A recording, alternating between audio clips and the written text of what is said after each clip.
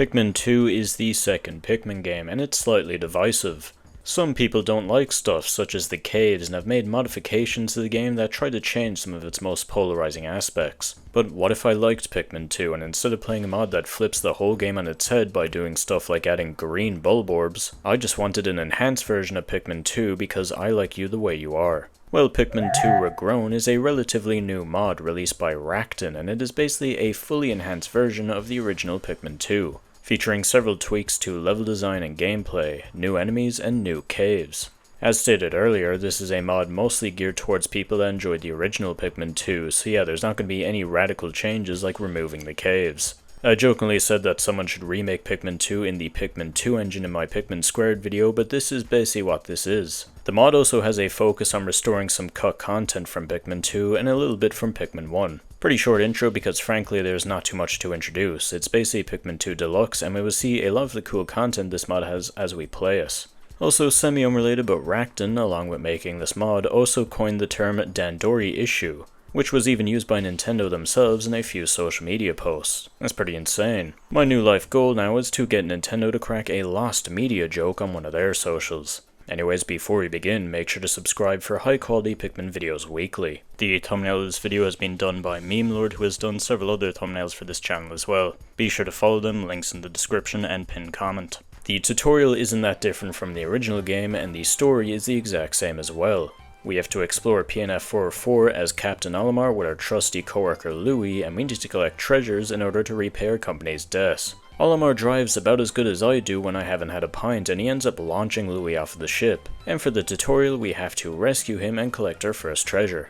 It's mostly the same as the original game, but you'll notice some changes, such as the camera, which is a bit different now. And you will notice it is specifically designed in a way so that you cannot cheese enemies by deloading them. There's a patch of grass now that lets you immediately get flower Pikmin, which speeds up the tutorial greatly. And the red bulb orbs in the opening area have been replaced with the snow and hairy bulb orbs, which it should have been like that in the original game. There's one enemy with snow in its name, and it's not in the area with snow. What the fuck, Miyamoto?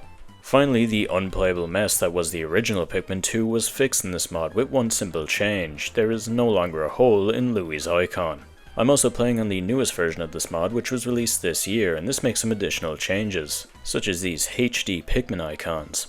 Well, day 1, as usual, is pretty standard. There's never a mod where you start off on day 1 and immediately have to fight the bulging Bulblax or anything like that.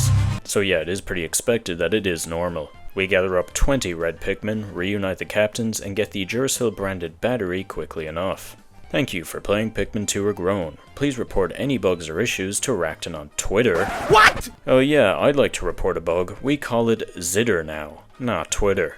We are back in the Valley of Repose for day 2, and our main goal is to explore our first cave and unlock the next area. Day 2 is also a pretty uneventful day in vanilla Pikmin 2, but there is certainly more action here compared to day 1. Regrown has altered the plucking mechanics to work similarly to the modern games. You no longer need to mash the A button to pluck, you only need to press it once. And leaving an idle captain near sprouts will cause them to pluck them automatically, which is really useful. I am also appreciating the eggs and grass that are laying around in the tutorial sections as they help speed things up. In the original Pikmin 2, you would have to go through day 2 with only leaf Pikmin, which is pretty slow, so being able to get them flowered up earlier is nice. This will be a thing you will see a lot of in Pikmin 2 Regrown. A lot of Pikmin 2's smaller blemishes, which you may not have even made a conscious note of, are patched up. You know, stuff like being forced to use a leaf Pikmin for the tutorial and the age rating being on the front of the box. I've played the tutorial of Pikmin 2 way more times than I played with my son who loves me, so I've been able to make slightly new optimizations to it every time I play it. Watch as I kill the larger Bulborb before the small one, as this lets me have more numbers for fighting it, along with getting the heavier objects carried earlier. We're able to absolutely blaze through day 2, collecting the other scrap, amassing an army of 70 red Pikmin, and gaining access to our very first cave, which is the Emergence cave. Also, that guy isn't there in normal Pikmin 2. Heading into the Emergence cave, we see that it is mostly the same, not like there is much to be changed here. This is the worst cave in Pikmin 2, but it kinda has to be because it is basically a tutorial cave. The snow Bulborbs that are usually here are now red Bulborbs. You'll quickly see that treasure cutscenes have been disabled underground and are replaced with a pop-up, which is great. The treasure cutscenes in the original Pikmin 2 were annoying as they cut the flow of gameplay, and the game would also not respond to button presses for a good half a second after they were over. which doesn't sound like that much time, but it could screw you over if one of them activated while you were getting attacked by a bulging Bulblax. Even aside from that, the sub-levels in Pikmin 2 are pretty fast-paced, so having a cutscene that lasts 10 seconds a pop for every treasure is just a pace breaker. And always annoyed me when I played the original game. It's the video game equivalent of using fandom without an ad blocker. They are still activated above ground, but I think that's acceptable as they are much more spread out there. Sub-level 2 introduces us to the purple Pikmin, and basically every Pikmin is the exact same as the original Pikmin 2, including these guys, so they are still very strong. You'll notice now that instead of spitting out 5 Pikmin, the Candy Pop Buds now produce 10. This makes grinding up rare Pikmin types such as whites and purples much easier and will come in handy for a certain treasure. The purples are needed here to collect the Spherical Atlas, the first of the globe treasures. These unlock areas and also let you find out which countries Pikmin 2 recognizes as legitimate states. There's not too much to say here, it is the Emergence cave after all. When we leave, day 2 is wrapped up and we now have a sizable army of Pikmin. I think I made the same innuendo with the Awakening Wood in like 5 separate videos, so I'll give it a rest for now, unlike my wood. Oh brother, this guy stinks! We start off our day by working on this Gase and growing up our numbers in the meantime. The Bulblax progression is now actually correct as it goes hairy, red, orange, and their health values are 650, 750, and 850. In the vanilla game it goes red, orange, hairy, but the hairy Bulblax are the weakest, so it didn't make much sense. This is also closer to what it was like in the old builds of Pikmin 2, as the hairy Bulblax showed up much earlier in the game, as shown here. I know that doesn't look like a hairy Bulborb, but the hairy Bulborb's internal file name is Yellow Chappy. Chappy means Bulborb and yellow means yellow, so it's not hard to put 2 and 2 together. Speaking of 2 and 2 together, there's 2 Bulborbs here instead of 1. We break down the Gase and can start making our way to the first cave. A lot of the little cheeses you can do are still intact, which I think is neat. I never do the nut job knapsack nonsense that speedrunners pull off to skip massive chunks of the game, but I like pulling off small things like throwing this purple Pikmin at the lip balm. And while we're doing that, we also get some spicy spray, which works the same way, and now it's time to delve into the Hole of Beasts. You probably wouldn't expect the Hole of Beasts to be that much different, but there are a good few changes, most of them making the cave more challenging and engaging. Now by challenging, I do mean by a reasonable amount for this point in the game, not like the average Kaizo mod of Pikmin 2 where you delve into the first sub-level of an early game cave and the game just says 500 burrowing Snagrets.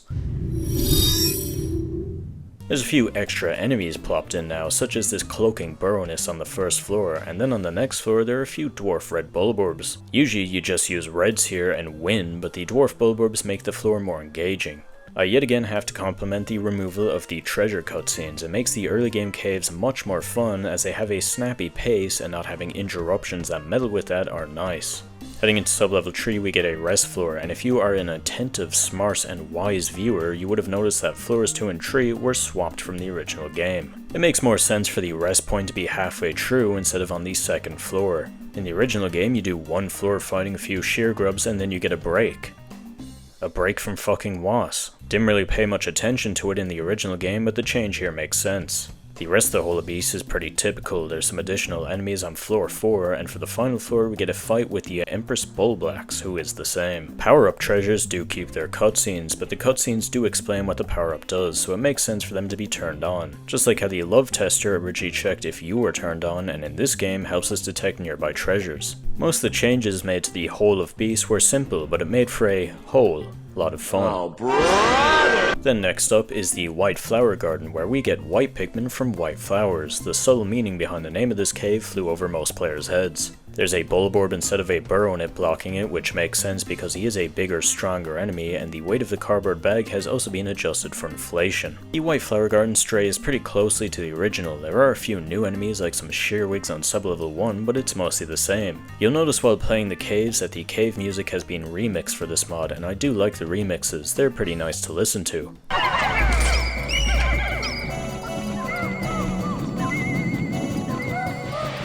In fact, in this mod, every sub-level technically has a unique song. We make it to sub-level 3 and get white Pikmin. I think these are Pikmin 2's most underrated type. In fact, I think Pikmin 2 whites are probably one of the most slept on types in the whole series. They're the same in this mod. They are fast, resistant to poison, and can uncover buried objects. Definitely not a Pikmin type I'd leave around my back garden. Sublevel 4 adds some dweevils to the mix. They flow nicely with the sublevel and add a bit of depth. If you just sweep through the floor with whites, you'll generally do it faster, but you deal with the dweevils much slower. But if you bring other types, you can deal with the dweevils faster, but will be slowed down by the poison. To cap it off, we have the burrowing Snagret, who is the same, and we get the knapsack off of him, which would be the worst power-up hands down if it weren't for some unforeseen consequences.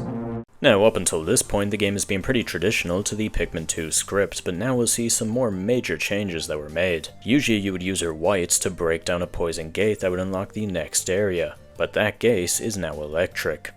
This is Pikmin 2, so if a non-yellow Pikmin touches electricity, instead of laying on the floor like they do nowadays, they just get fucking vaporized. So what do we do now? Well, where the blue onion usually is, there is now a poison gate, and beyond that is the yellow onion. So I get to work on that. Olimar brings some whites to break down the gate and assist with the yellow Pikmin production, while Louis rummages around the base. You might have noticed the strawberry was absent when we first landed, and that's because it has been moved, and we need to build a bridge to reach us. Which is what Louis is working on, along with getting some more spicy spray. The yellow Pikmin are looking a bit different in this mod. This is the juvenile Cannonbeetle, a custom enemy. He acts similarly to the cannon larva, but his shell has grown out more, and we have to hit the parse on his back. He is the in-between stage between a cannon larva and the cannon beetle. Swarming him is rather ineffective, so you have to throw Pikmin onto his back, and he is rather challenging but fun to deal with. Yellow Pikmin are what you would expect. They are immune to electricity and can be thrown higher, and we grow up a few of them and collect the Mario paint. I use white Pikmin to carry the paint so they are brought back to base, and then get to work on that previously mentioned electric gate, which holds the unlock for the next area. I get the strawberry, which is now inside this flint beetle, and almost collect the area unlock, but we run out of time unfortunately, cutting us just short of a smooth one-day clear. My wood has gone straight back to sleep.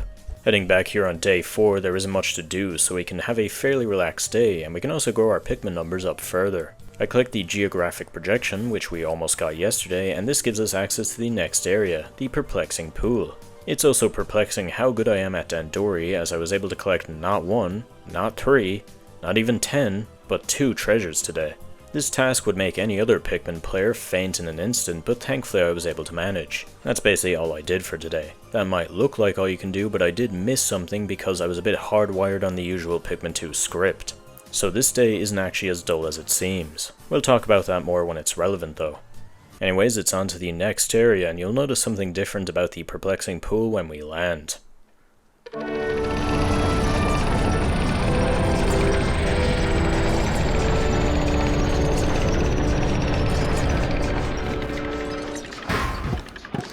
That's right, the landing base is different. I think the new landing location is a big improvement. The first day here in Vanilla Pikmin 2 was kinda mid. It was pretty linear, but landing here with the new landing location, you have a lot more freedom to multitask and explore.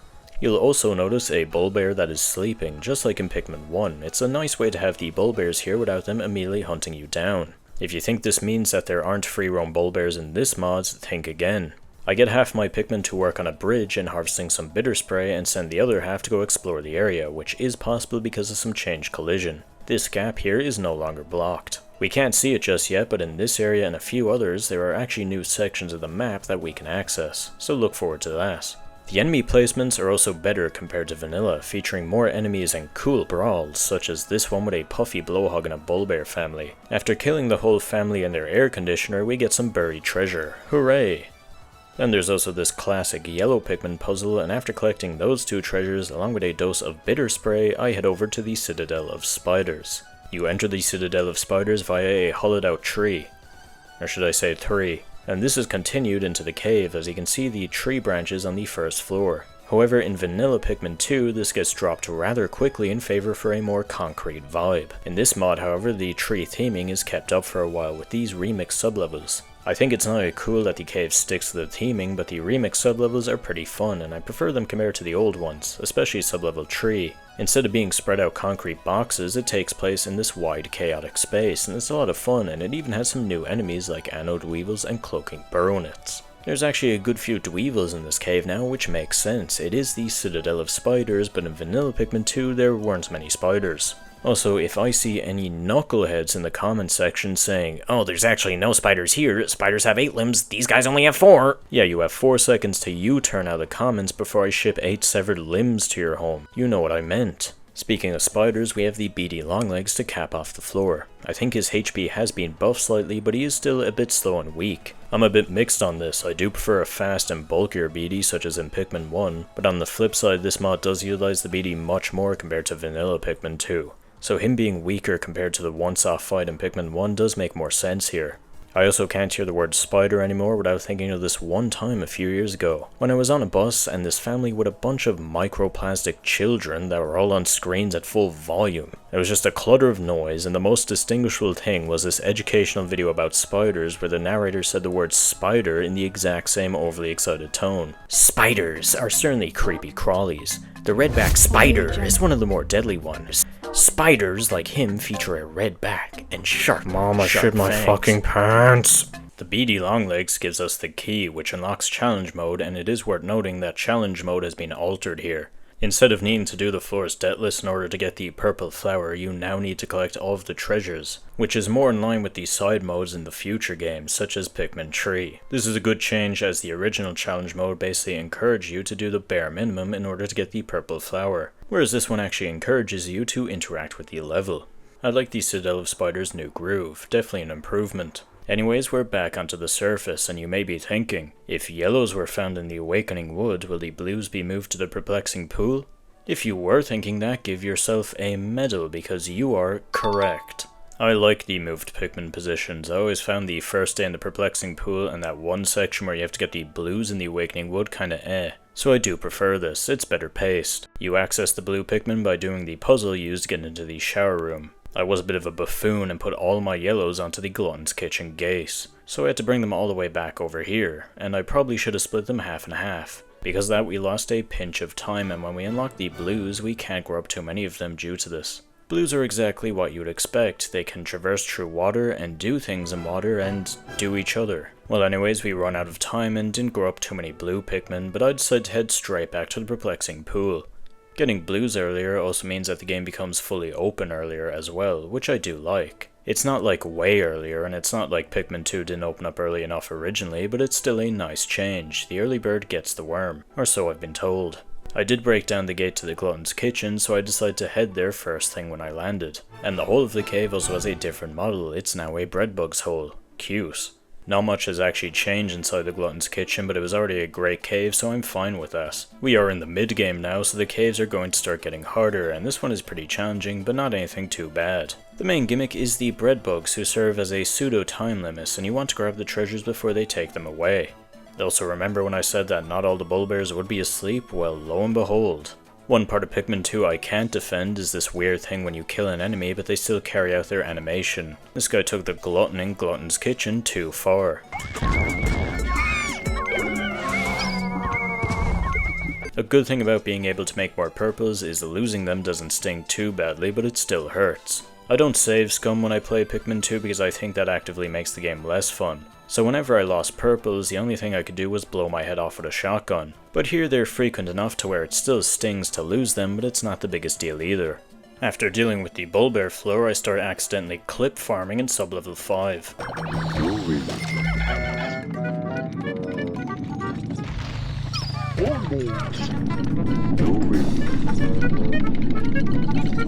The final floor obviously features the big lad. Glutton's kitchen is basically the same, still very fun, and it's not like there is much to be changed here. I got through it pretty smoothly with minimal Pikmin losses. One of our main goals here was to get more blue Pikmin, and since we're back on the overworld, let's start working on that. Also, you probably noticed this poison gate here along with the clogged hole. This is the new entrance to the shower room. The old entrance was used for the blue onion. We'll multitask that along with our population efforts. This clogged hole now also only drains the section of water next to us, and the nearby lake will always have water now. Speaking of that lake, it's home to a toady Bloister who contains a treasure, and his bulb gives us a considerable amount of Pikmin, so he's a pretty good target for our blue Pikmin. This guy has been a mainstay since Pikmin 2 and has been the most boring enemy for the entirety of 2 decades. Pikmin 2 is probably his most notable iteration, and that's probably just because he dies in 15 seconds instead of 3. There's a boss base off of him, and also that fucking noise he makes when attacking that doesn't fit his design at all. I don't know why they got rid of that. It's one of the most iconic noises in the series for me. Also, his design is just cooler here. They gradually change it each game until he eventually just started looking like the shit dentist put in your mouth. Anyways, that's a classic part of the mod videos where some random unnotable enemy takes up 100 words in the script. But what is notable is this new gaze here that leads to a new section of lands that wasn't there in vanilla Pikmin 2. I throw a few blues onto that to damage it slightly. And thanks to that toady bloister, we were able to grow an adequate amount of blue Pikmin, and I decided to head to the shower room. This game is the only time I'll enter any room with a shower. The shower room starts off very faithful, but we will see some changes as we progress through the cave. This is the cave with the pool aesthetic, and as you expect, it prominently features water. It also has the sewer sublevel, and yes, that treasure is still intact. Yeah, this treasure got removed in future re-releases such as the Switch version, probably from pushback from the censors, and it also prevents Nintendo YouTubers from getting demonetized. Alright guys, welcome back to Pikmin 2 and oh no. Oh, that's really bad. Don't tell me Pikmin 2 is a flawed masterpiece! It's not technically a marijuana leaf, it's actually a Japanese maple leaf, but let's not kid ourselves. The treasure hoard descriptions has Olimar saying he should give it a test run, and they're even less subtle in the original Japanese script. It's also around this point in the game that you'll begin to notice that fire has been buffed. Fire geysers turn on and off much more rapidly, and it's way more convenient to deal with them using red Pikmin. In vanilla Pikmin 2, fire geysers could easily be dealt with by any Pikmin, and there wasn't much risk to doing this. Unlike things such as the electric wires, where you're basically putting a pretty big risk if you deal with them without yellows. Sublevel 5 features a good amount of fire and also a new custom enemy, the Toxic Blowhog, who is a gift from Pickhacker. He's exactly what you'd expect, a blowhog that shoots poison. I prefer this enemy compared to Pikmin 2's watery blowhog because the Toxic Blowhog uses a much more niche hazard that's more likely to cause harm to your squad. The watery blowhog in regular Pikmin 2 showed up when blues would already be making up a good chunk of your squad, so he always felt kinda redundant. Actually, scratch that about the toady bloister being the most boring enemy. This guy definitely is. I mean, he's so boring I had to check the wiki to make sure he showed up in every game past Pikmin 2, and he has. And to top it all off, he doesn't even have any cool noises. Sublevel 5 is actually a lot more interesting now because of the fire buff and toxic blowhogs, as usually you just go through the water section with just blues and nothing else. But here you actually want to bring some reds and whites over to you using the elevated platform, which I'm pretty sure is what they intended for in vanilla Pikmin 2. These gameplay changes made Sublevel 5 of the shower room much more enjoyable for me. Sublevel 6 is basically the same, but we do get to see a volatile Dweevil. He's also here in vanilla Pikmin 2, I just wanted to point him out. Probably the earliest I've seen the volatile Dweevil in a Pikmin 2 playthrough. And if you've played Pikmin 2, you'd expect the next floor to have the boss, but there is a whole new floor in the shower room now.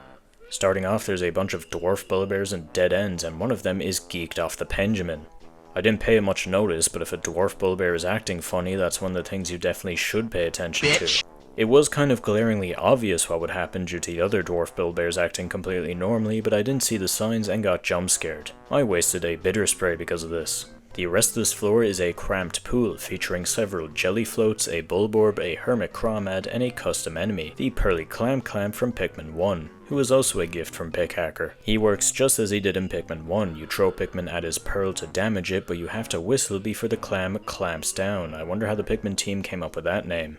He drops this bead, which is a custom treasure and also a recreation of an unused treasure from Pikmin 2's files. Throughout this mod, we will see both unused treasures come back along with treasures from other regions of this game. I enjoyed this floor, it was fun and gave the shower room a bit more meat. To cap it off, we have the ranging Bloister, who is the same. He is an easy boss, but I don't think he needed a buff, he's fine as is. I thought the shower room was an improvement here, I enjoyed it.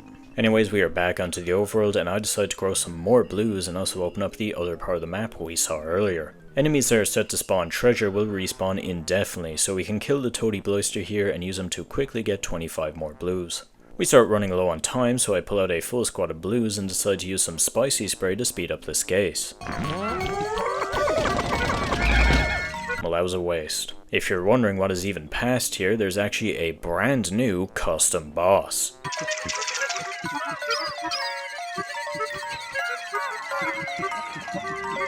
I didn't say anything about fighting him. Considering one of our goals for today was to raise our blue Pikmin numbers up, I think it's appropriate to head into the Submerged Castle, which as you can tell has been moved to this new section of the map. I don't think I have to introduce you to the Submerged Castle, it's the cave with the Rotter Wraith. Spend 5 minutes on the floor and he comes down and rolls over your Pikmin. He's completely invulnerable and there's not much you can do when this happens aside from crying in a corner. He may be a bubble, but he's certainly not my buddy.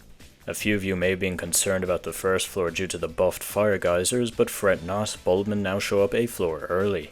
This is the final type of Pikmin in Pikmin 2, and they are immune to all of the core hazards, but they cannot exit caves, so their usage is restricted. Aside from that, this is a very traditional Submerged castle experience. Again, this was a spectacular cave in the original game, so there wasn't much room for improvement, or really a necessity to change anything. I don't think it would have been good if it was like, oh, the water rate now shows up in 10 seconds, and if he touches a single Pikmin, he wipes the memory card clean.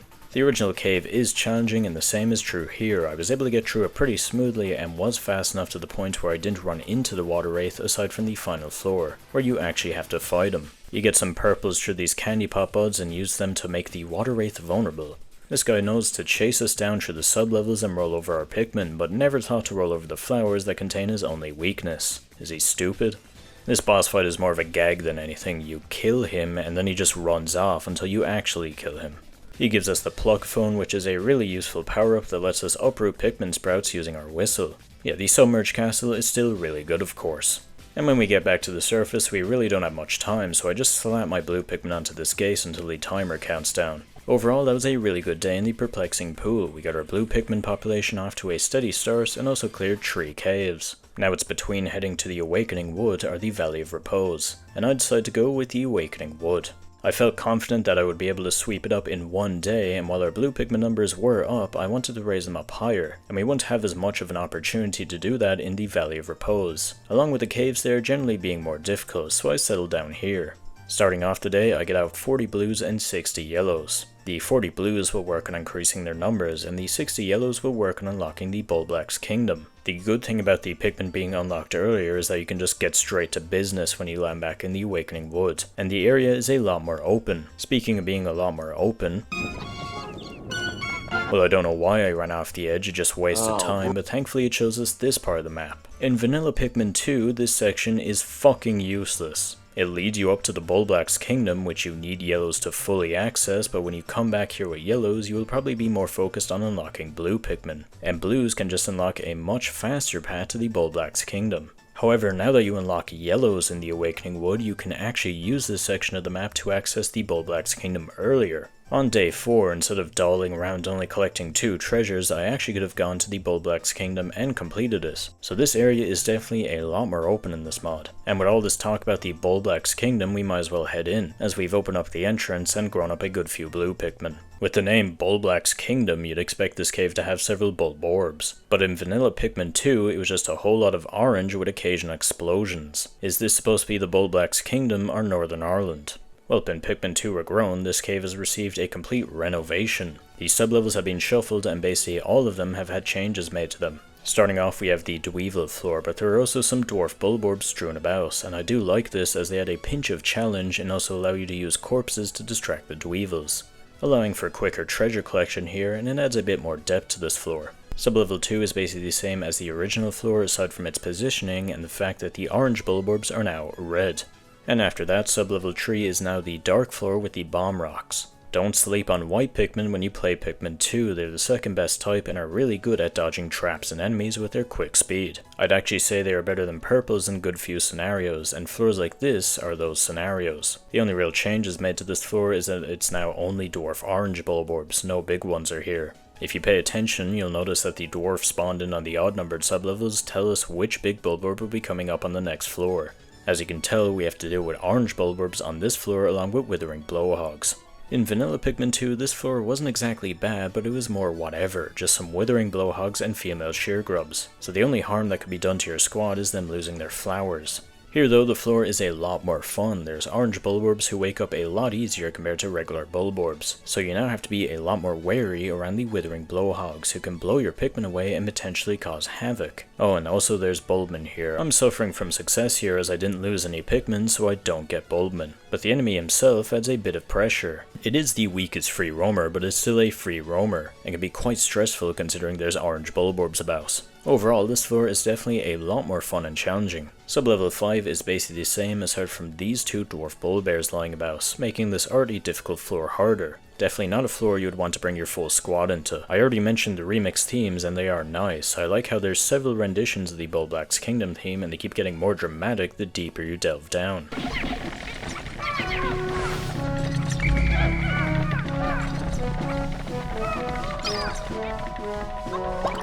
unexpectedly, this floor has bulbers, one that roams around and another one that is asleep. This floor was always pretty vast and had several places to go, so I feel like bulber fits here.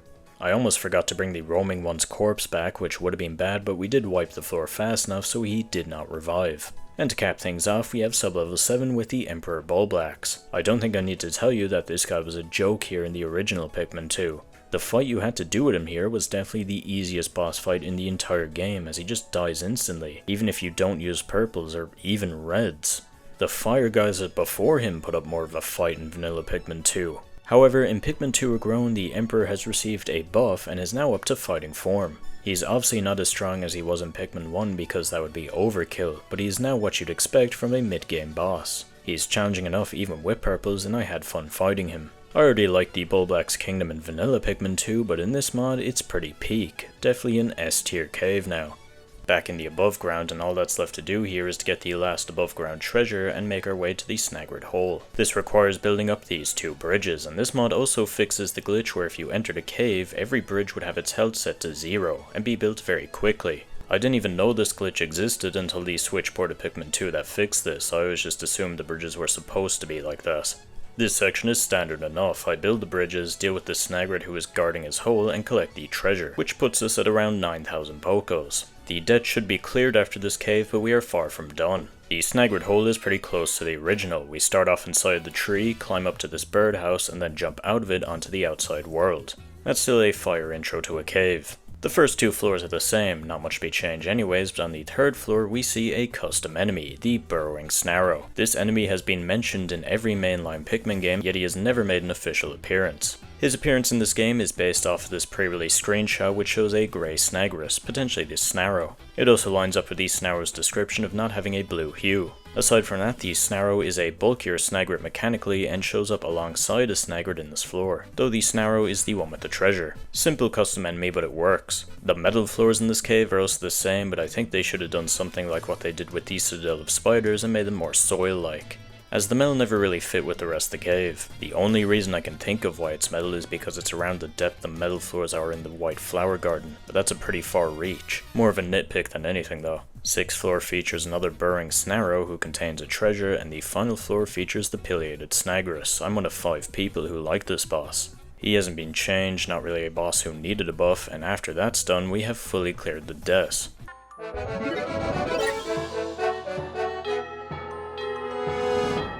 I don't think I have to tell you that the game is not over. Louie's gone, we gotta get him, and you gotta help us. We also need to collect every single treasure, and thankfully the president joins us now. I like how he's portrayed as a strict boss throughout the game, but when Olimar comes back and tells him one of the few employees at this company is gone, he just goes, "Aw man, guess I'll come then." That was always funny. There's also a new credit sequence alongside the old one. The new one showcases everyone who's worked on the mod. There I am, Gary, there I am! If you're wondering what I did to contribute, I was on a few calls with the creator and got early screenings of the mod, and I provided helpful suggestions.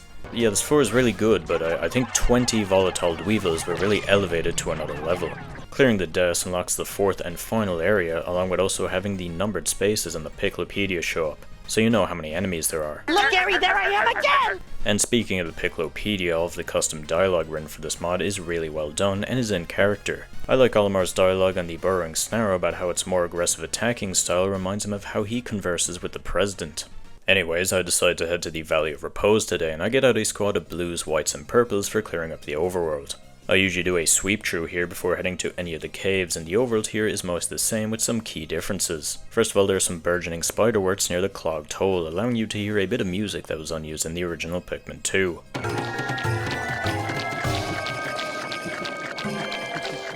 They also allow you to get some ultra spicy and bitter berries for sprays.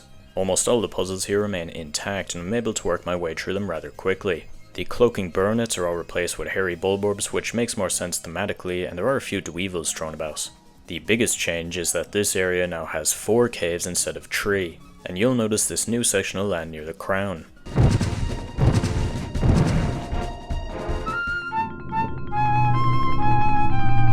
The cave there is actually the Frontier Cavern, and the new cave called the Entombed Grotto is where the Frontier Cavern once was. Anyways, I'm able to easily collect most treasures, but I forgot one, whoops, and since we're running low on time, I decided to crack down a few caves. Starting off with the Subterranean Complex. The Subterranean Complex is a metal cave, and it features all of the explosive enemies. I'd honestly say white Pikmin are usually better here than purples. They aren't as good at combat, but they're definitely good at avoiding a lot of the stuff here and being able to zip past danger while collecting treasures. Now, we have seen a lot of the changes made in this mod already, so I'm going to be skipping some sections of gameplay that are essentially the same as vanilla, except for general improvements that I've already mentioned. I'll mainly be commenting on new content and any funny moments from now on. The main thing worth noting here is that there is a new floor on sublevel 6. For the most part, I find the procedural generation in Pikmin 2 to be pretty inoffensive, but it's definitely not always perfect.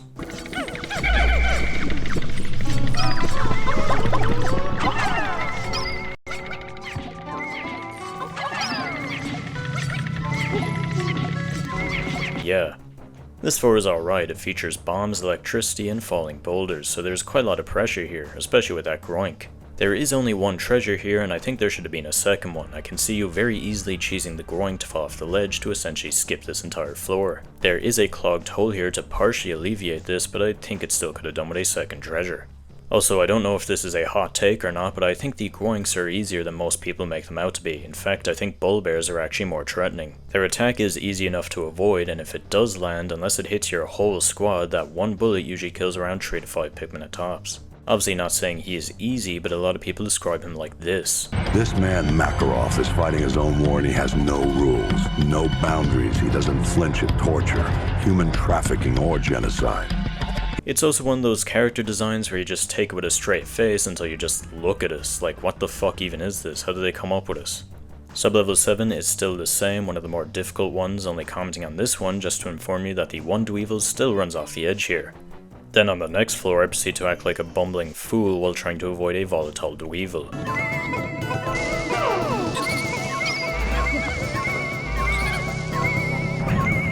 There I am, Gary! There. And to cap off the cave, we have Hype Moments and Aura, the boss. He has received a HP nerf, which I think is appropriate. This fight could drag on way longer than it needed to in the original Pikmin 2. The man at legs is a boss carried by his design. The general gameplay is kinda weak, you just hide behind a wall. Even then though, I still must admit he is awesome, that design is really good. If this was like the exact same boss, but he had the design of like the Proquillian, nobody would like it as much.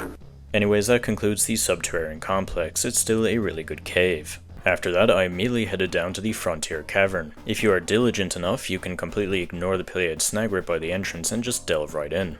Along with the Submerged Castle, this is probably one of the most fateful caves here. In fact, I'm not sure if there even was anything changed. Yet again though, it's not like there was much to change. Don't fix what isn't broken. This has always been one of my favorite caves in the game, and I always thought every single sublevel was extremely strong.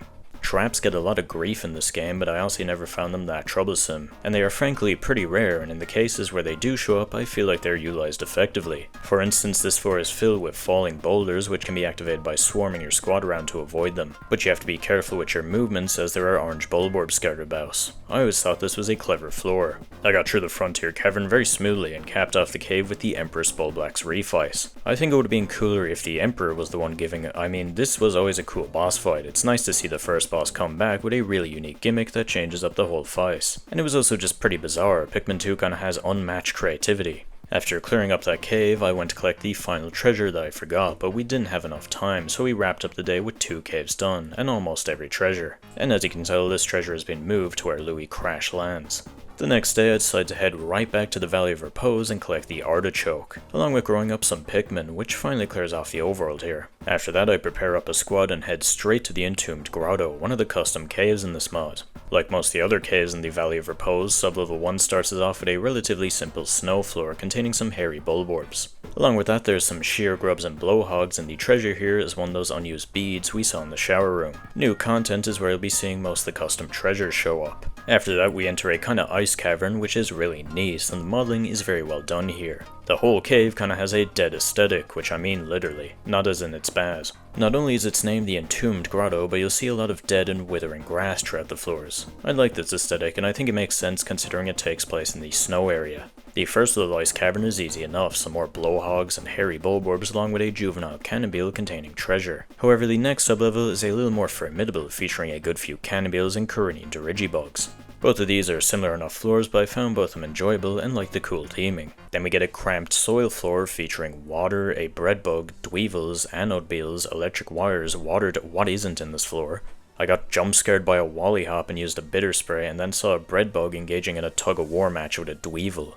I do like to see the bread bug getting used. It's a fun enemy, and it's a shame he is pretty rare in the original Pikmin 2. This is a hectic but fun floor. The next floor is also pretty similar, featuring a rather annoying withering blowhog, but there are some flowering options nearby. Also, Bulbmen show up again, but I only get one of them here. Better than none, I guess. Next up is a floor playing the best song in the game.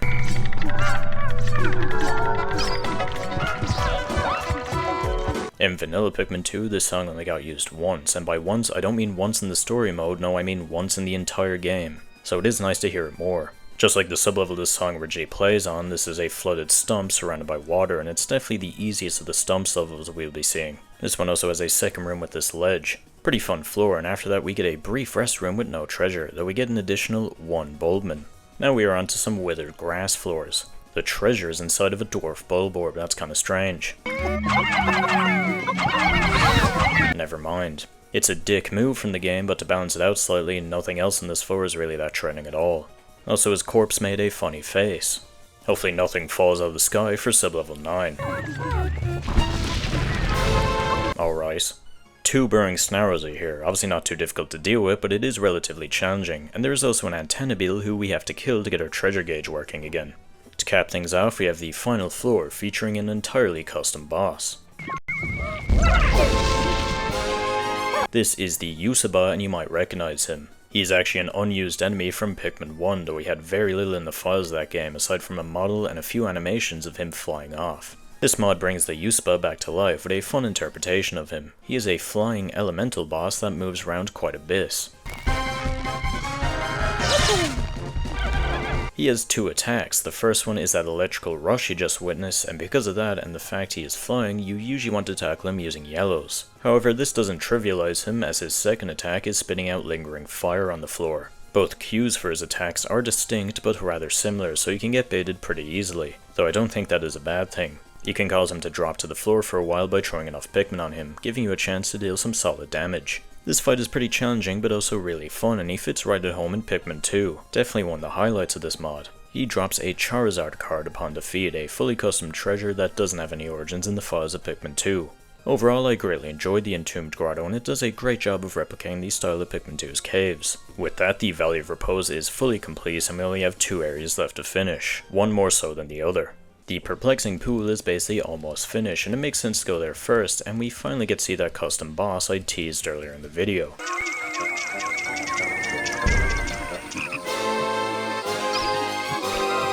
This is the Wally prague. He is a massive Wally hop that resembles a smoky prague, and every time he jumps he leaves a pretty large lingering pool of poison around him. He is a simple boss, but is challenging and fun, and I did lose a bit of Pikmin here. The Piclopedia states that it is a Wally hop that got at the remains of a smoky prague from Olimar's last adventure, leading to it becoming mutated. Overall, it's a good fight, and after that I took it a bit slower than usual to grow up even more blues for the endgame. The Wally prague gives you 100 Pikmin, so we definitely will not be short on blue Pikmin after collecting him and the various other corpses. But I did spend a bit too much time growing up blues though, as I barely even had enough time to get one other treasure, which is the scale puzzle where the Submerged castle usually is. We'll have to come back here again, I guess.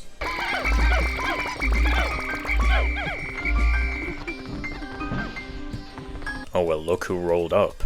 This usually happens much later in vanilla Pikmin 2, around day 30, but it happens much earlier in this mod. Not that I exactly mind. Having the spawn events trigger earlier make them more relevant for repeat playthroughs. You kinda had to be complete buns at Pikmin 2 to ever see the roaming Bulbear spawn here naturally. Aside from that, we've done basically all of the new content in the Perplexing pools, so the remaining 2 treasures were just ones that are the same from vanilla, and I got through them rather quickly and was able to fully wrap up the Perplexing pool with plenty of time remaining. Now only 1 area is left to finish. The Wistful Wild is the final and hardest area in Pikmin 2, and you'll notice something different right from the menu. There are now 4 caves instead of 3. You won't actually see this 4th cave when you first arrive, so we'll get to it when it's time.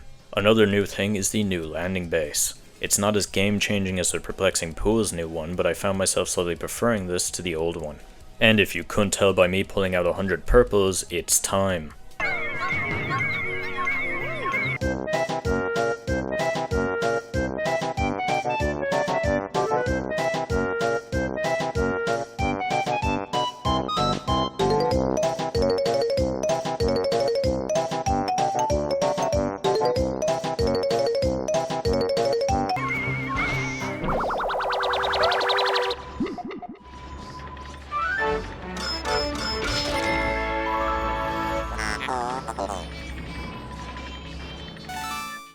The Doomsday apparatus is still here, but now you don't really have to grind that much for it, so it isn't as bad as a pace breaker as it was in the vanilla Pikmin 2, and is more in line with that gold bar from Pikmin 4, though I feel that its carrying speed should have been increased a notch, as it still takes forever to get it back to the ship.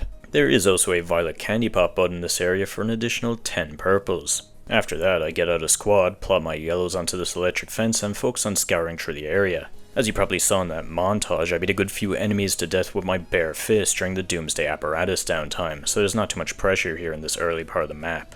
You also probably saw stuff like this lake here, which can be drained by breaking open a clogged hole, which is also the entrance to the Cavern of Chaos. The President is dealing with one half the map while Olimar is dealing with the other, doing stuff such as breaking down the gassy Gase and killing the Gatling Groink, who if you have a spare bitter spray for, you should use it on him as you won't have to worry about bringing him back to the ship.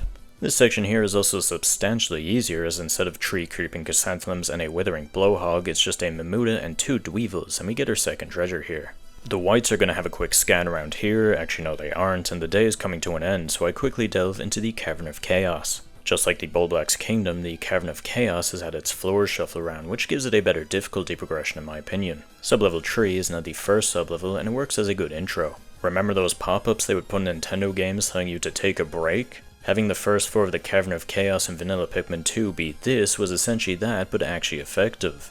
A good few of the floors here are pretty similar, but there have been ones that have been changed. For instance, there used to be a floor with 3 fiery Bulblaxes, which was just kinda dull, but now it's a floor with 2 beady longlegs with some jelly floats and bumbling snitchbugs scattered about. I definitely prefer this floor to the old one. Fighting the beadies next to the edge of the floor makes it more difficult. You're at risk of him shaking your Pikmin off into the abyss. You do get to see a fiery Bulblax though, this time on that dreaded floor that used to be the intro to this cave. Use the bomb rocks on the floor here wisely, they can wipe out a few enemies and make it much easier to deal with. The Emperor Bulblax refight is also essentially the same floor, but the Bulblax buffs make it less likely that you'll just quickly wipe the floor with them, and you do have to engage with the fight now and make use of the gimmick of the bomb rocks here. Aside from that, it is a traditional Cavern of Chaos experience. I do really like this cave, especially sublevel Ace. This floor gives off spawning in those PNGs that chase you in Gmod vibes. You have 2 Gatling Groinks lurking about, and you have to clear up land by killing off several Dwarf Bulborbs.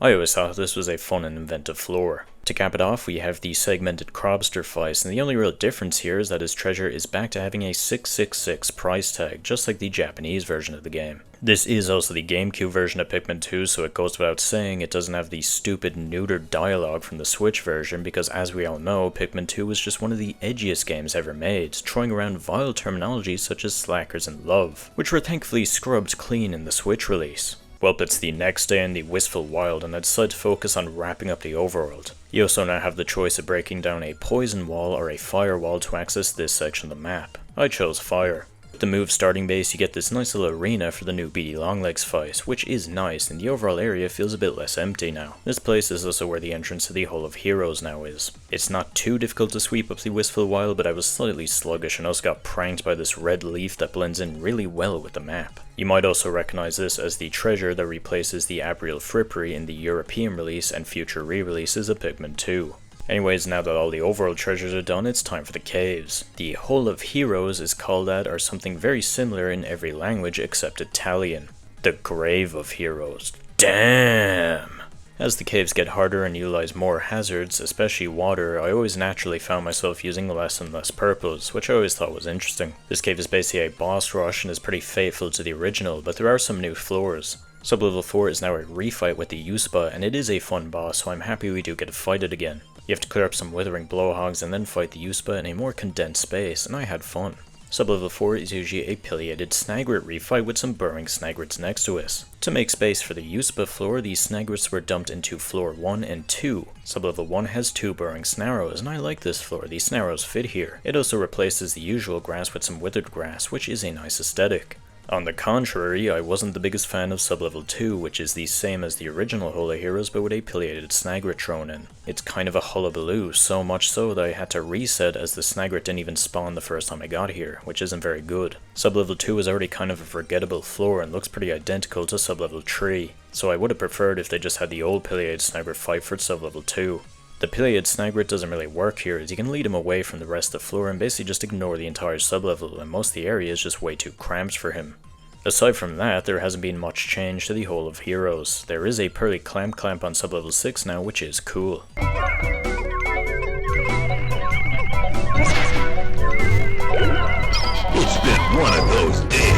There's also juvenile cannonballs on the ranging Bloister reef ice. I always liked this floor and thought it was very inventive. You have to clear up the arena to make space for fighting the Bloister while trying to avoid the Bloister and boulders that are being fired at you. It's a tough challenge but a fun one and really utilizes the ranging Bloister's mechanics as well. This cave is mostly the same as the old Hole of Heroes and I don't really have a problem with that. It was my favourite cave in Pikmin 2. Anyways, we cap it off with the raging Longlegs, who is the same, and we got through this cave mostly smoothly. Now we only have one cave left to tackle. Wink wink, not at the imaginary camera, overly loud bell with the definition of foreshadow on the screen. It's another day and all we do on the overworld is just walk to the Dream Den. The Dream Den is a cave that has all the love and warmth of a divorce. It's the most brutal cave in vanilla Pikmin 2 and it's slightly harder here. Right off the bat, there's some big orange Bulborbs on sublevel 1 who usually aren't there, along with a pearly clamp who contains the treasure. Then on the Groink floor, there's orange Bulborbs again, and don't even think of trying to ignore them like you could do with the hairy Bulborb on this floor in vanilla. Doing that will quickly lead to disaster. Sublevel 3 also now contains a sleeping Bulbor, and it still has the infamous Bulbear that drops from the sky. Very notorious floor, but there are cues to the Bulbear falling from the sky, and if you do prep beforehand, it's actually pretty alright. Most of the floors are basically the same, but occasionally will have slight changes. The floors here were deliberate enough to the point where there wasn't much room for too much change. You will see some new enemies thrown into floors like an Antennabeel on the Dweevil floor, some Dwarf Bulbears here, and also juvenile Cannonbeels showing up alongside other Cannonbeels. Also, somebody told me that the solution to that fucking floor that I hate is just to do the exact same thing as sublevel 5 in the Subterranean complex and just go through it with whites. And yeah, that actually works every time both in here and vanilla. This cave went smoothly enough. Smoothly by Dream Den standards, and eventually reached the tail end of the cave. If I have to critique, the second last floor is doing too much. I kinda like how it was just the 3 primary Bulborbs in vanilla. It felt kinda poetic for the floor right before the end to have the enemies that had been there from the start. Uh-oh, the Tine Dweevil and Louie. Alright gang, split up. President, you lead the charge. Yellows, reach for the stars, and Olimar, you just be Olimar. Let's Pikmin! The Tine Dweevil is the same fight, and he's still a fun final boss. He has 4 elemental treasures, but you usually want to fight him with yellows because they can reach them the easiest, and they're also immune to his worst attack. We knock the parts off one by one, beat him while he's defenseless, and rescue Louie. So, the mod is over, right? No. If you couldn't tell by my subtle cues, there's an additional cave here. Pikmin 2 actually has an unused trigger to spawn in a cave entrance in the Wistful Wild after Louie is rescued. This goes completely unused in vanilla, but here it actually is used, and we have one final post-game cave to trek through. This is the Woodsong Pass. It's located in a usually unused section of land and is by far the most difficult cave in the game. Located right outside it is a flock of Ujidani who prep us up with some sprays. If you aren't familiar with these enemies, in vanilla Pikmin 2 they show up every 30 days in the Wistful Wild, but here they will always spawn outside the cave. Anyways, let's delve in and finish Pikmin 2 Regrown. Sublevel 1 starts us off with a custom sublevel unit which is autumn themed and is covered with water. You could technically use non-blue Pikmin here as there are these little bridges, but I chose to stick with blues and this floor is a simple enough start. I mentioned at the very start of the video that I'm playing on the newest update, and one of the biggest changes of that update was to this cave. This cave used to be 31 sublevels long. However, in the newest update it's been cut back to 21 sublevels. Still long, but it's of a more reasonable length, and this length keeps the custom content of this cave the focus. The next floor takes place in this large sewer system with a custom model. You jump out of this pipe with blue Pikmin and then have to face off against a burrowing Snarrow. From there I chose to carry the bead back while also clearing off the path that leads us to the ship. It's relatively challenging but not too bad in the grand scheme of things, but it quickly begins to ramp up as the next floor has several cannonbeels and traps. I did get a good enough layout here where the Antennabeel and boat treasures were close enough to my base so I could sweep it up rather quickly, but there are some countermeasures here such as that Antennabeel and some gates that block the exit. Not the worst floor if you are cautious and are careful with your movements. Big Gilbert never got a refight in Pikmin 2, but in this cave he does. There are 2 giant bread bugs along with several normal bread bugs. This floor is pretty stressful. We are dealing with the 13th scariest Pikmin enemy in the series after all, and the floor is littered with fire, so you want to get that cleared up unless your Pikmin are at risk of getting burnt to death while carrying the objects back. You also want to be quick enough here to try and salvage the treasures before they get stolen or re-stolen by the bread bugs. I chose to deal with the bread bugs normally but used my bitter spray for the giant bread bugs to just nuke them, which is handy but does use up our valuable resources on a mostly harmless enemy. This was a really fun floor. Then we have a refight with the ranging Bloister in a sinking sand arena that is guarded by some buried cannonbeels this time. If you use a similar strategy to the refight in the Hole of Heroes, you should be okay, and there are less cannonballs this time, but as a trade-off you are restricted to using blue Pikmin. That's chained into a Emperor Bulblax refight, which is one of the easier floors here. Fighting a boss while there's a Gatling Groink on the arena might sound really bad, but there's plenty of room to clear up the enemies beforehand, so it's not the worst. And while the Emperor has been buffed, he's not the worst boss on his own. Then you get a hectic pool floor that is covered in poison as some tough enemies like orange bullwurbs and a juvenile cannon. You can either go through it with just whites or clear up the poison and use stronger Pikmin to deal with the enemies. I chose the former as the whites are quick enough to dodge the boulders and also outrun a lot of the other enemies. Then this next floor is easy peasy lemon squeezy with some pretty weak enemies. Come on game, give me a challenge.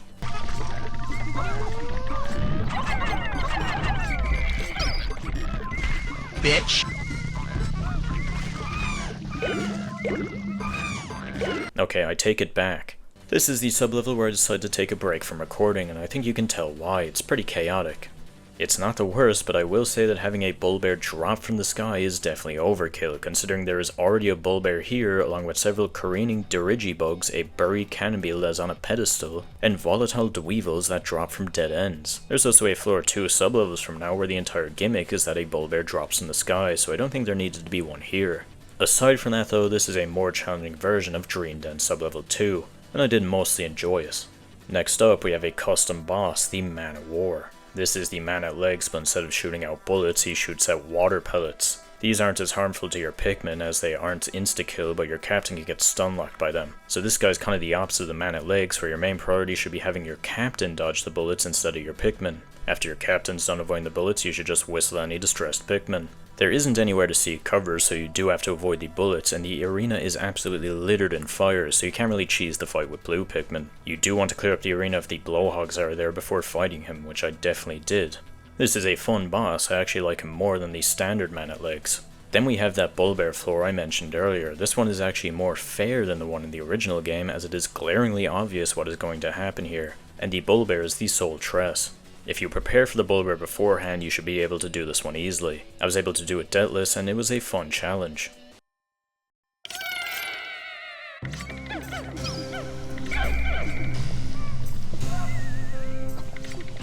In one of the cooler custom sublevels, we have to explore a smaller recreation of the Forest Navel, which contains 5 treasures. 3 of those are done through puzzles, and 2 of those are obtained with a refight of the Beady Longlegs and the Raging Longlegs. This is a pretty big floor, so you'd want to split up the work between the 2 captains, which I definitely did. This is one of the more difficult floors, mostly due to the amount of enemies you have to deal with, and it is an easy floor to lose few Pikmin to. But it's nothing too insane, it's definitely one of the standout floors this mod. It's also made harder by running off the edge like a complete ninny. Then thankfully we get a rest floor.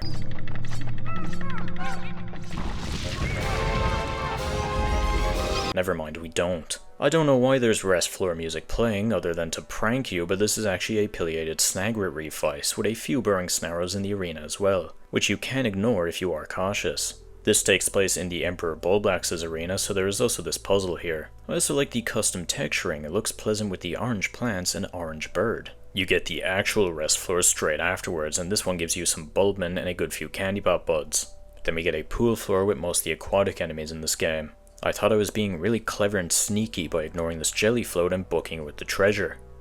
I wasn't. Also, this cave can start getting really trigger happy with bombs falling from the sky, though most of the time it never really felt necessary. You'd think this would mean that the floors are ridiculously hard because of this, but no. Either the bombs just weren't doing anything or were just straight up making the floor easier by blowing up enemies. I felt like the bomb rock usage could have been cut back just a slight bit and kept it to the floors where the bombs are a central threat to the floor, kinda like how it is in the rest of the game. We're beginning to approach the end of the cave, only 5 sublevels left, and the first of those 5 is this Distant Spring sublevel. Unlike the Forest Navel one, this doesn't use the Distant Springs layout because Nintendo already beat the mod to the punch on that one, but it is just themed after the Distant Spring. It boils down to this long path featuring a good amount of enemies, to the point where it is ideal to see which ones you can get away with not fighting. Which is what you do in Pikmin 1's Distant Spring as well. Pretty challenging to get through as you are mostly restricted to blues. You can use other Pikmin but at a pretty high risk. Sublevel 17 has a bunch of wall poles dropping from the sky, which I at first assumed was for decoration, but considering a good bit of the floor was suspiciously empty, I quickly pieced 2 and 2 together.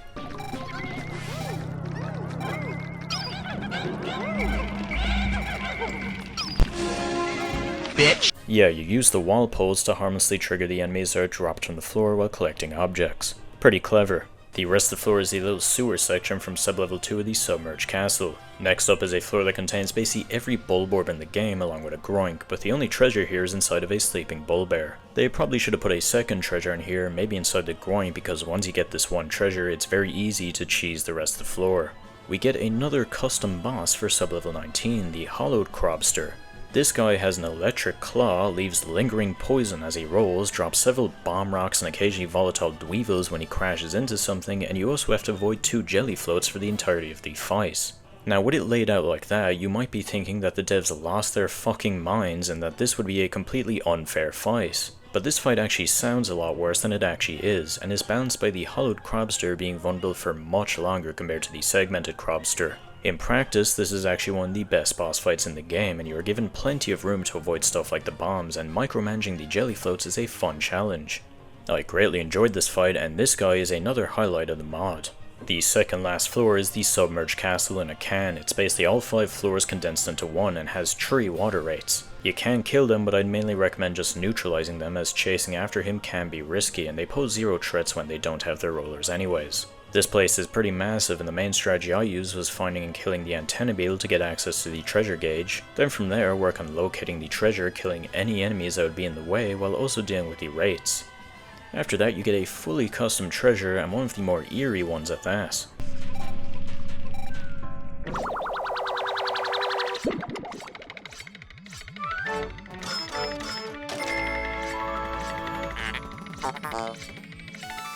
Well anyways, after that we have the final floor of the entire game.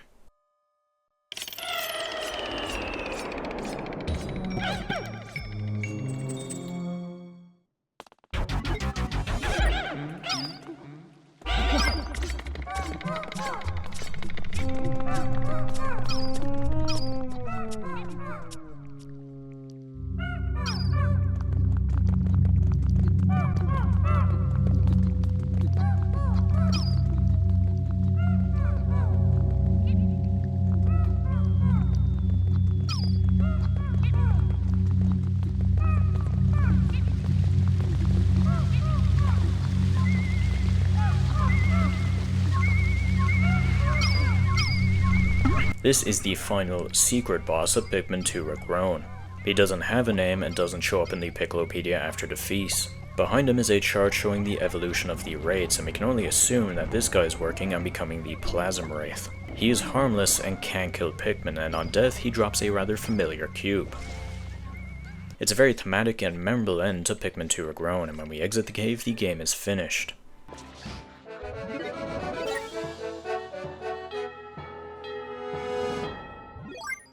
I greatly enjoyed the Woodsong Pass, and it featured some of the best custom content this mod has to offer. After that, you can view the complete Piccolopedia and treasure hoard, allowing you to see all the custom— I found the fucking wasp! In conclusion, Pikmin 2 Regrown is an exceptional mod and a must-play if you are a fan of Pikmin, and especially Pikmin 2. It is a fully revamped version of Pikmin 2, and I greatly enjoyed basically every second of it, and the new layouts, enemies, treasures, and bosses are well designed and lots of fun. Stuff like the Usaba and Hollowed Crobster are probably some of the best Pikmin boss fights I've ever fought. All of the gameplay changes here also greatly improve upon the original Pikmin 2, and the revamped caves are all really good.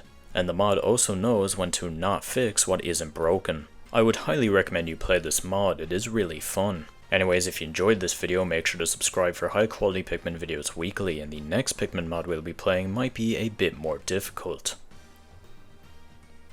Or it might be FNAFmin, I think that's coming out soon enough, and it probably will be short enough as well. Only time will tell.